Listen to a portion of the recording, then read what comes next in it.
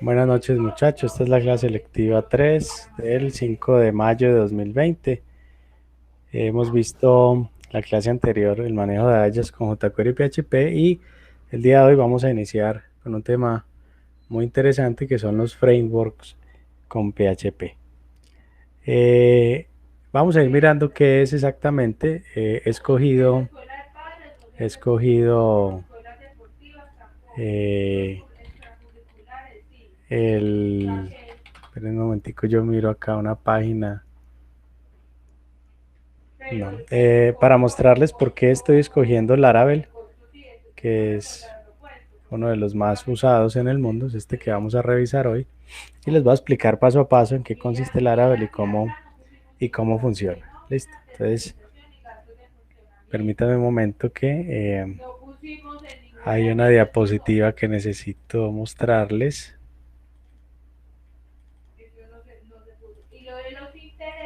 Espérenme un momentico por acá, yo miro algo. Tengo que mirar un enlace.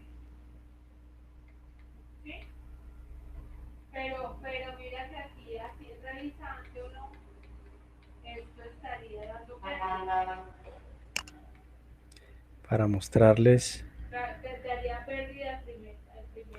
W3Text, que me olvidó la .com. Vamos a mirar algunas estadísticas de una página que es, digamos, un poquito más confiable que otras. Bueno, ya habíamos dicho que PHP era el lenguaje 78% de uso actualizado el 1 de abril de 2020. El lenguaje que más se usa, pero quería mostrarles. A ver si aquí está. No sé si aquí está. No, acá no está en esta página. Bueno,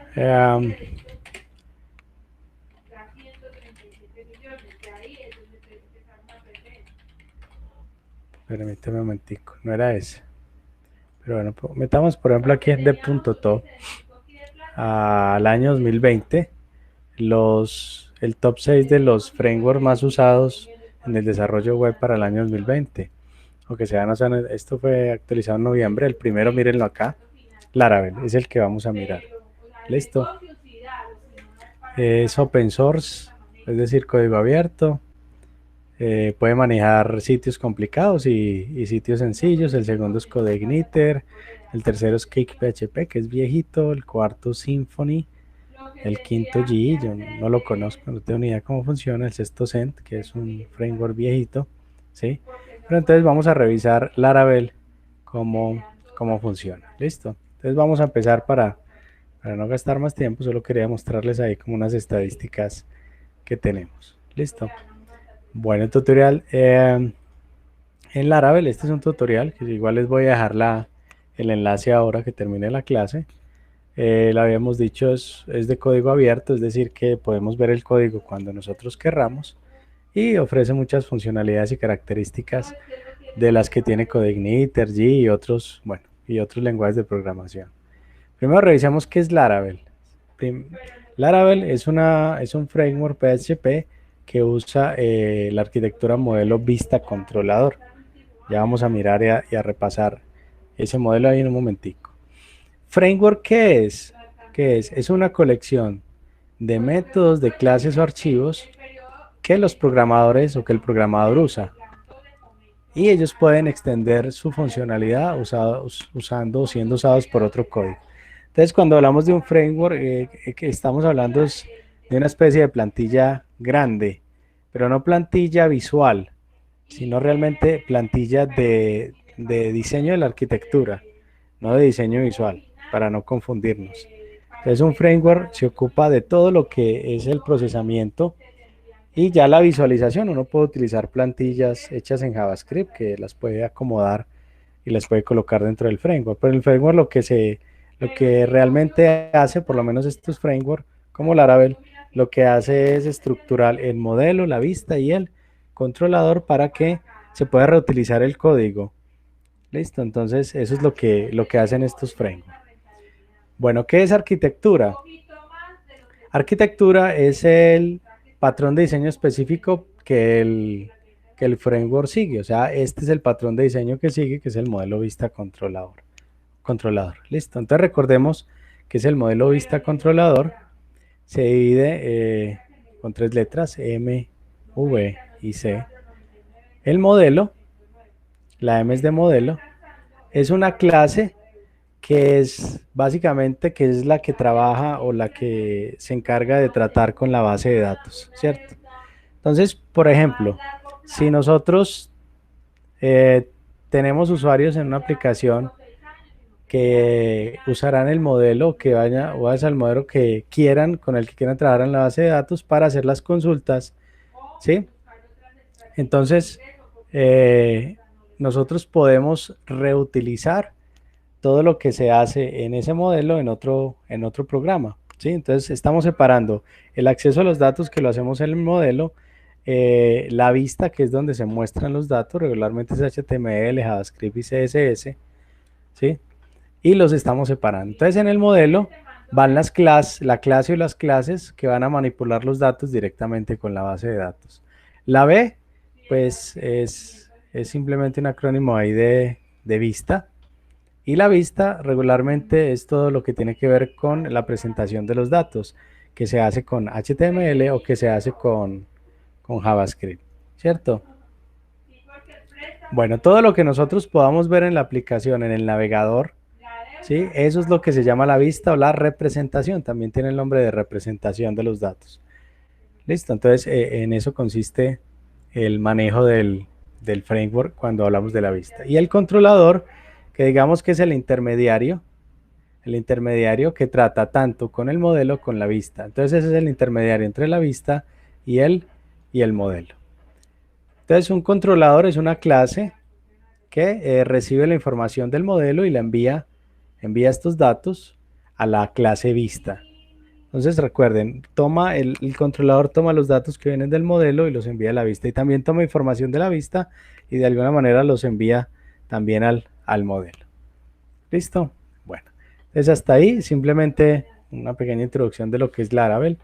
Laravel es un framework de PHP que es libre, que es de código abierto, ofrece muchas funcionalidades y tiene algunas ventajas. Entonces voy a bajar un poquito aquí primero, la creación a un sistema de autenticación y autorización, integración con herramientas que ya existen, la integración del servicio de correo, la manipulación de errores de excepciones y configuraciones, errores de configuración, la automatización del trabajo de pruebas, cuando se van a probar software, la separación de la lógica del negocio, el código de la lógica del negocio, del código de la presentación, corrige la mayoría de las vulnerabilidades técnicas más comunes y tiene un agendamiento de tareas, una configuración de tareas, ¿cierto? Que es programadas, configuración de administración de tareas programadas, ¿cierto? Aquí nos explican un poco de cada cosa, pero bueno, realmente no me voy a tener mucho en esto, simplemente estas son ventajas que tenemos. ¿Listo? Bueno, características del Laravel. Esto es importante. Se sabe o sabemos que el PHP es el lenguaje de programación más viejo usado por los programadores y más de 20 millones cuando estamos hablando de desarrollo web, 20 millones de sitios web y desarrolladores eh, son desarrollados usando PHP. Entonces, PHP pues simplemente es el lenguaje que más se utiliza en este momento sobre Internet. Y gracias a estos frameworks, no solamente Laravel, sino a otros frameworks, pues ha tenido como un repunte con respecto a los otros lenguajes. ¿Listo? Entonces miremos qué hace Laravel como en un gráfico pequeño, así un poquito más pequeño, a ver un poquito más pequeño por acá. ¿Listo? ¿Qué provee? Provee la autenticación, un motor de plantillas innovadoras, ¿cierto? Ya vamos a mirar qué es el ORM. Artisan, que es un lenguaje para escribir en la consola. Modularidad y librerías. Seguridad. una unidad única para hacer pruebas, un sistema de migración de seguridad y un soporte para la arquitectura MVC. En la autenticación es bueno, aquí hablan de que la autenticación es lo más importante en la aplicación web. Él ya tiene como un módulo de autenticación donde uno no le toca ponerse a programar mucho. ¿Sí? No le toca ponerse a programar mucho. Tiene un motor de plantilla innovador eh, que permite a los desarrolladores crear sitios dinámicos, sitios web dinámicos. Hay widgets, es decir, digamos que complementos para que nosotros podamos colocar, digamos, un conjunto de plantillas que sean funcionales, que pueden hacer que se creen estructuras sólidas para una aplicación. Y tiene algo que se llama un ORM efectivo. Pregunta para los que están aquí, muchachos, Juan Sebastián, Oscar y Diego, ¿qué es un ORM? Esto que estamos viendo acá. No, pero ni idea. Ni idea. Eso es como un modelador de datos. ¿Sabes qué es? Sí, algo así parecido, claro que sí. Johnny Stewart, ¿qué es ORM? Hola, profe, ¿cómo estás? Dios te bendiga. ¿Qué es ORM? ¿Sabe qué es ORM? En honor a la verdad, no Ni sé. idea. Bueno, no importa, ya les voy a explicar. Aquí les tengo una presentación sobre eso. ¿Listo? O Entonces sea, el vamos que a llegue mirar tarde lo va ponchando. de una vez, claro, para que llegue tarde. Bueno, entonces les voy a explicar qué es ORM con unas diapositivas muy interesantes. Antes de... Así no relaciona los objetos con los datos. Exactamente. Con la base de datos. ORM, gracias Dieguito, eso es. ORM es un acrónimo de Object Relational Mapping, como un mapeo o una traducción de mapeo objeto relacional. Entonces ya les voy a explicar qué es. Aquí hay unos ejemplos. Hibernate, que es para Java, JPA no lo conozco, el Entity Framework de Microsoft, Doctrine, que no lo conozco, pero básicamente yo tengo aquí la aplicación web, yo la desarrollo y yo creo una serie de clases dentro de la aplicación web para que digamos que todos los archivos y los demás agentes que están dentro del desarrollo se comuniquen con este ORM Framework y no tengan que acceder de manera directa a la base de datos. Entonces, ¿quién accede de manera directa a la base de datos? Es este framework ORM. Es como un intermediario entre la base de datos y la aplicación web que nosotros estamos haciendo. Y ese intermediario se da con clases. Entonces las clases se manipulan o cuando uno necesita acceder a la base de datos, tanto para consulta, eliminación, modificación, utiliza las clases que manipula, que se manipulan con el ORM. Listo, entonces vamos a mirar qué es. Cuando se desarrolla una aplicación web, regularmente hay dos entidades diferentes. Uno es el código de la aplicación y otra los datos. Lo que habíamos visto acá, es decir, tenemos los datos que regularmente están en una base de datos y el código de la aplicación que tenemos por acá. Eso, listo. Los sistemas de mapeo objeto relacional, esta es como la traducción de pronto más normal en español, ayudan a hacer la transición del lenguaje orientado a objetos a la base de datos que se utilice. Entonces es el que ayuda a hacer esa transición entre ese lenguaje orientado a objetos, en este caso PHP, y la base de datos. ¿Listo? Permite ver y modificar los datos almacenados en una base de datos relacional usando el lenguaje de programación elegido y organiza las tablas o procedimientos almacenados en clase. Entonces aquí está la diferencia.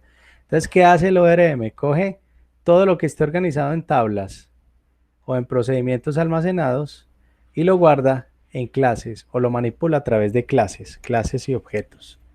De eso se trata el ORM.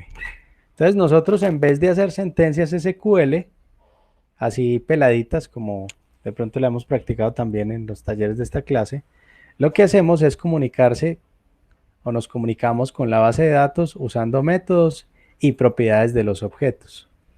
Listo. Entonces ya no nos vamos a conectar de manera directa con instrucciones SQL, sino que vamos a utilizar clases y objetos para comunicarnos a través de los métodos y propiedades o atributos de los objetos.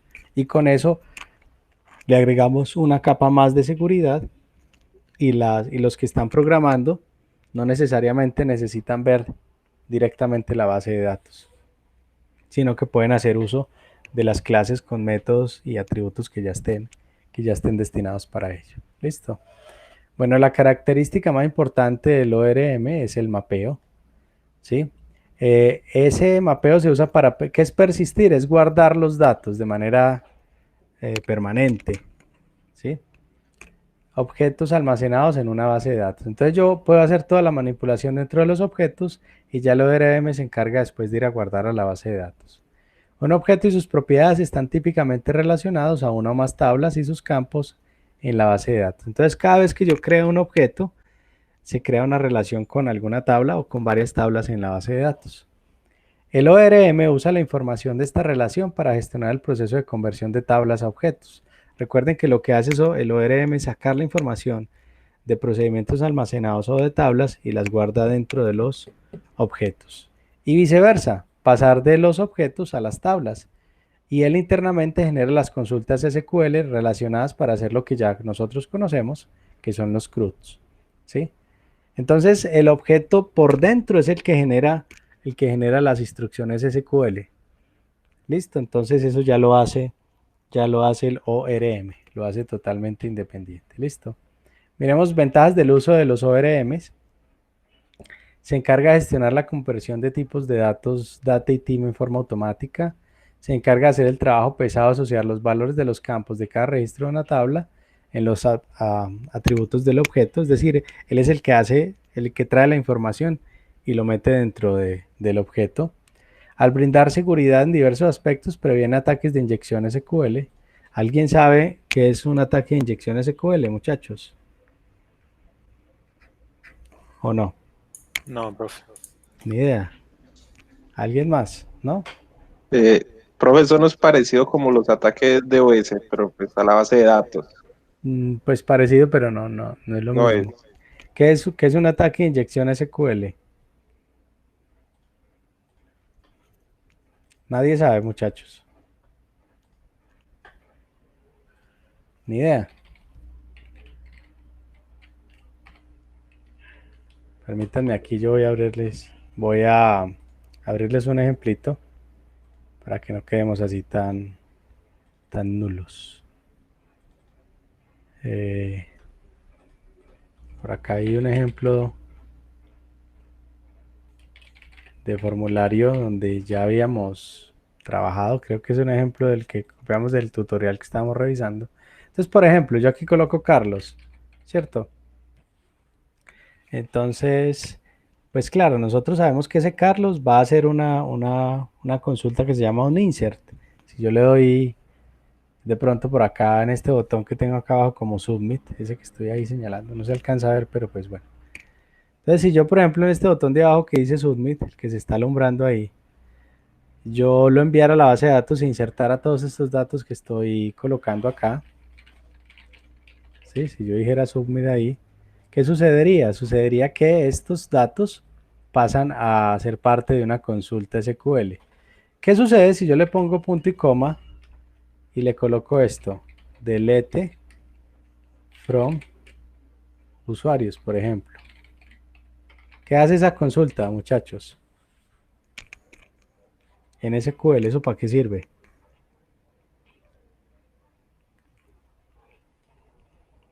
Muchachos, esa consulta SQL, ¿qué hace? Elimina los datos de la tabla de usuarios. Elimina todos los datos de la tabla de usuarios. Entonces, esto es un ataque de inyección SQL. Como yo sé que este campito que se llama Carlos va a estar en una consulta SQL internamente, entonces yo lo que hago es ponerle un punto y coma. Acuérdense que los gestores de bases de datos, la mayoría cuando encuentran un punto y coma, simplemente saben que sigue una nueva instrucción. Entonces allá cuando vayan a ejecutar, cuando de pronto se ejecute, él ya no ejecuta el insert, sino que ejecuta esto que yo le escribí ahí, este delete from usuarios. Eso se llama un ataque de inyección SQL. Cuando yo leo los datos, por ejemplo, en un formulario HTML, y el dato que yo le envío no es un dato en sí mismo, sino que es una instrucción SQL, véanlo acá, es probable que esa instrucción la ejecute allá adentro. Entonces, con solo conocer el nombre de la tabla, yo pudiera hacer daños sin conocer ni siquiera los campos, simplemente el nombre de la tabla, yo ya pudiera hacer daños allá, ¿cierto? Eso es lo que se llama un ataque de inyección SQL. Eso no se podría hacer, cuando estamos trabajando el ORM, porque el ORM recibe lo que la vista se coloca, pero es internamente el que ejecuta la consulta. Entonces nunca va a recibir esto, él nunca va a recibir esa información, por ejemplo, la que tenemos acá. Sí, porque hace una serie de validaciones antes de hacer la consulta. Bueno, para consultas complejas, muchos ORM brindan extensiones para escribir consultas en SQL nativo. Entonces, hay muchos ORM que dicen, bueno, hay consultas que son demasiado complejas, entonces se le da la oportunidad al desarrollador de que las escriba. ¿Listo? De que las escriba. Entonces, bueno, ¿qué otros beneficios hay? Generación de código. Se pueden generar, digamos, las entidades y esquemas de la base de datos a partir de las clases que se tienen en el ORM. Puede mejorar con creces la velocidad de desarrollo, sobre todo cuando el esquema de la base de datos todavía no se encuentra maduro. Inclusive, ustedes pueden, lo que dice aquí, aunque el diseño de la base de datos no esté listo, uno puede hacer toda la programación, porque entonces cuando se termine la base de datos, simplemente se utilizan las mismas clases y se cambian internamente las consultas SQL, pero el código de la lógica de la aplicación se puede desarrollar sin tener la base de datos totalmente diseñada, ¿sí? ¿Por qué? Porque es muy tedioso reescribir una consulta cada vez que se introduce una modificación en la base de datos, ¿sí? Y lleva una pérdida de tiempo. Entonces no se necesita, como no se están, en teoría no se hace de manera directa, no se hacen instrucciones SQL, sino que se utilizan las clases y objetos del ORM. Bueno, el uso del caché puede implicar velocidades de acceso a datos mucho mayores, es uno de los beneficios. Miremos las desventajas del ORM. Se puede llegar a perder la noción acerca de cuánto tiempo se invierte retocando archivos XML o anotaciones con el objetivo de optimizar el desempeño del ORM. Algunos ORM utilizan archivos XML que los habíamos estudiado en Ajax para hacer su propia configuración. Entonces toca meterle la mano a algunos archivos de configuración para poder mejorar el desempeño del ORM. Un mal uso de los sistemas ORM debido al desconocimiento del funcionamiento interno puede reducir el desempeño de la aplicación en forma drástica. Todo depende del programador y la optimización en el uso del mismo. Entonces hay que saberlos manejar, ¿sí? Porque si no se aprenden a manejar, entonces puede, al contrario, en vez de ser más rápida la aplicación, la puede hacer un poco más lenta. De por sí, al agregar una capa más que se encarga de abstraer al programador del acceso a los datos, agregamos más complejidad, con lo que la latencia puede ser mayor. Eso sí, toca aprenderlo a manejar porque se agrega, como les decía, una capa adicional, y cada vez que se agreguen capas a la hora de programar, pues se vuelve un poquito más largo, pero pueden hacerse más funcionales las cosas. ¿Cuándo sí utilizar ORM? Entonces aquí está la pregunta clave. Para aplicaciones transaccionales, es decir, cuando hacemos el CRUD, create, read, update y delete, en las que se realiza una petición, se buscan un conjunto de objetos en la base de datos, se los procesa y se colocan luego en la página web. Entonces, el desempeño utilizando un ORM puede ser mucho mejor si se encuentra en el caché. Entonces, para aplicaciones en donde haya que hacer CRUD, es excelente los frameworks. ¿Cuándo no utilizarlos? Para aplicaciones que requieren la generación de reportes, en los cuales intervienen un gran número de registros por cada petición, el trabajo que lleva a cabo el ORM no es eficiente debido a que puede saturar la memoria de los objetos. ¿Sí? Entonces, cuando tenemos que hacer consultas donde se involucran muchos registros, pues meter esos datos en objetos puede hacer que la memoria se llene muy fácilmente. Los ORMs pueden ser optimizados para hacerlos más eficientes posibles, y esto muchas veces es suficiente. Sin embargo, en entornos donde se maneja un gran volumen de datos que requieren de una baja latencia, los ORM son un no rotundo. Entonces, cuando los volúmenes de datos son muy grandes, es mejor no utilizar ORM, sino hacer consultas SQL de manera directa. Aquí hay algunas opiniones sobre las experiencias de diversos profesionales. En aplicaciones a gran escala te encontrarás usando ambos enfoques. ORM para llevar a cabo el CRUD y una capa de acceso de datos fina de SQL para reportes. Entonces, me parece que esa afirmación es lo que básicamente uno a veces utiliza. Entonces, utiliza un framework para el ORM y le agrega una capa en donde puede hacer las consultas o los reportes con SQL sencillo. Para consultas complejas realmente no hay sustitutos para el SQL plano, ¿sí? Existen algunas consultas en algo que se llama JPA, pero que no son posibles llevar a cabo. ORM no se trata solo de portabilidad, básicamente te provee una capa de abstracción de acceso a datos. Un ORM libera al programador de escribir consultas SQL y concentrar su atención en el dominio del programa. Yo diría que SQL plano para reads, para hacer select, y ORM para create, updates y deletes también, es otra opinión. En mi experiencia como desarrollador he encontrado que los ORM son útiles cuando hay que gestionar transacciones, operaciones insert, update o delete, pero cuando se trata de recolectar datos con resultados complejos resulta muy importante el desempeño y la eficiencia de una herramienta ORM. Bueno, aquí hay varios más, miremos algunos conocidos, igual les voy a subir esta diapositiva también. La mayoría de los ORM se fundamentan sobre las bases, las mismas bases, e inclusive suelen trabajar de forma muy similar. Aquí algunos ejemplos: Hibernate para Java, Entity Framework para .NET, Doctrine es otro en PHP, que no lo trabajo, no lo conozco, SQL Academy de Python y Active Record de Ruby. Miremos rápidamente cada uno. Hibernate y SQL Academy de Python se basan en la estructura, en el patrón estructural que se llama Data Mapper.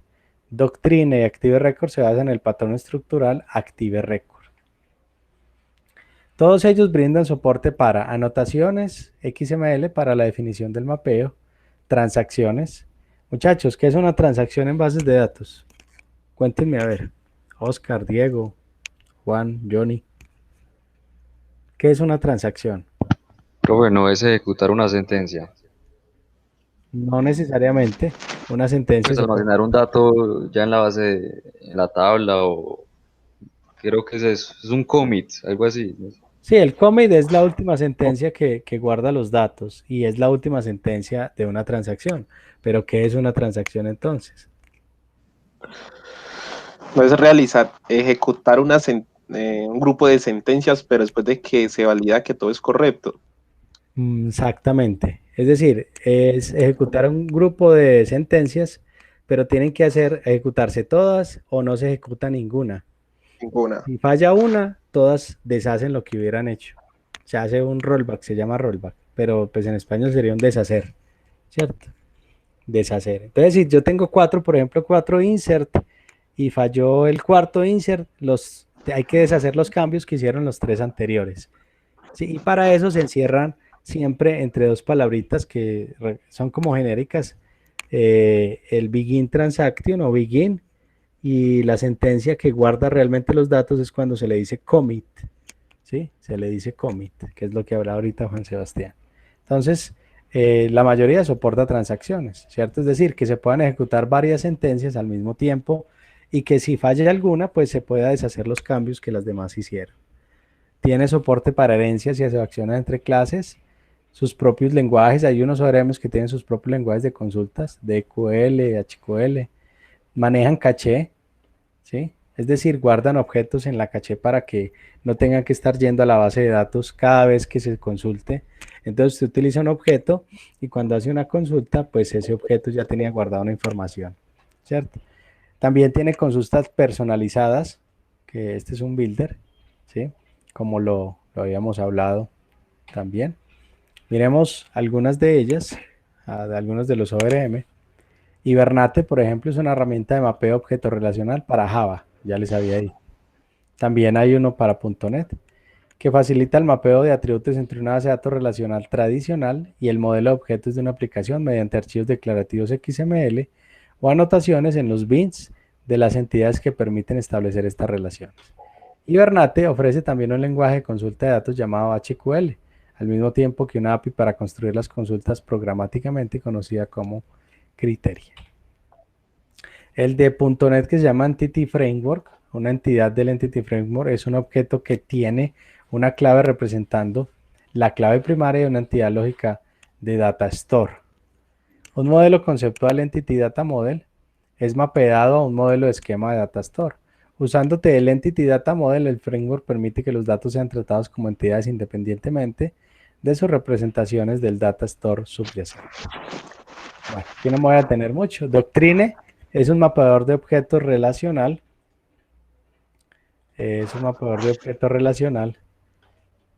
Escrito en PHP que proporciona una capa de persistencia para objetos PHP. Es una capa de abstracción que se sitúa justo encima del sistema de gestión de base de datos. Una característica de Doctrine es el bajo nivel de configuración que necesita para empezar un proyecto. Puede generar clases a partir de una base de datos existente, o sea que si uno le da una base de datos existente, él genera automáticamente las clases. Y después el programador puede especificar las relaciones entre esas clases y añadir funcionalidades extra en las clases que son generadas, autogeneradas. Entonces es muy interesante porque él coge la base de datos y saca las clases y usted después puede ir a modificar esas clases. No es necesario generar o mantener complejos esquemas XML de base de datos como en los otros frameworks. Pues en este caso no hay que utilizar tanto el XML. Otra característica importante es la posibilidad de escribir consultas. También se puede utilizando SQL, un dialecto se llama DQL, Doctrine Query Language, que está inspirado en Hibernate de Java. ¿Listo? Bueno, y hasta ahí lo que es un ORM. Aquí está el resumen de lo que es ORM. Aquí, en esta última. El ORM es el encargado de establecer la comunicación entre la base de datos y la aplicación. Entonces, básicamente lo que hace es una base de datos orientada a objetos en una base de datos, en base a una base de datos relacional. Entonces pasa todo lo que hay acá, muchachos, de la base de datos en el ORM, lo transforma y lo podemos manipular a través del modelo. Entonces mete toda la información que necesitamos en clases y objetos. Eso es todo lo que hace un ORM. ¿Entendido, muchachos, entonces lo que es un ORM? Muchachos, Sí, bro. díganme algo. Sí, está bien. Perfecto. Listo, voy a terminar Sí, aquí están esta entendiendo. grabación. Listo, gracias, Johnny. Gracias, Juan Sebastián. Voy a parar acá, detener la grabación, para hacer otra más. Que no nos queden grabaciones tan largas.